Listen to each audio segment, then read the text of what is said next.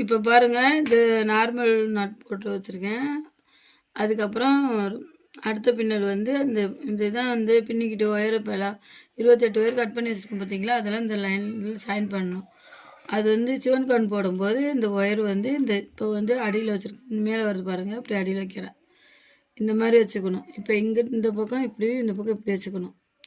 இப்படி வச்சுட்டு அதுக்கப்புறம் இப்படி ஃபஸ்ட் லைன் போடுறது கஷ்டமாக இருக்குன்னு சொல்லுவீங்க, ரொம்ப ரொம்ப ஈஸி தான். அந்த பாருங்கள், இந்த மாதிரி போட்டுட்டு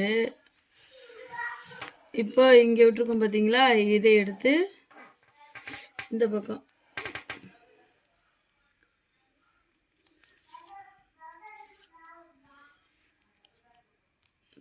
ஒயர் திரும்ப பார்த்துக்கணும்.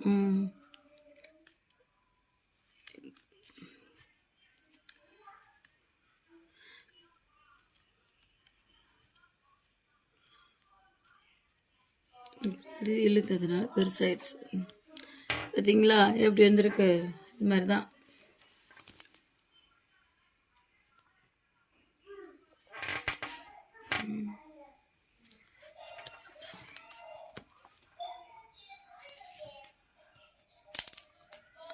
அடுத்தது வந்து இப்போ சிவன் கண் போட்டேன்னா, சிவன் கண் போடும்போது என்ன இங்கே அடியில் வச்சேன். இப்போ நார்மல் போடும்போது இப்படி, இப்போ ஒயரை சுற்றி அதுக்கு இந்த மாதிரி விட்டு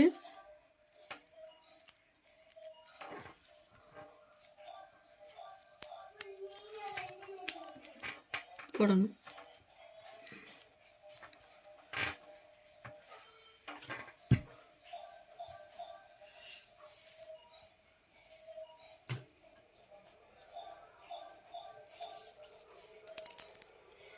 இப்போ அடுத்தது என்ன போடுவோம், இப்போ சிவன் நாட் போடுறது, சிவன் கண் போடுறது வந்து இப்போ இந்த இதான் ரன்னிங் ஒயர்லேருந்து அடியில் இப்படி வச்சுக்கணும்.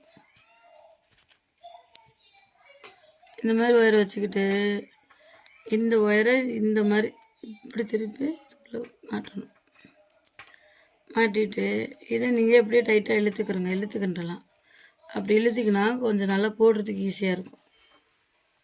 இப்போ இதில்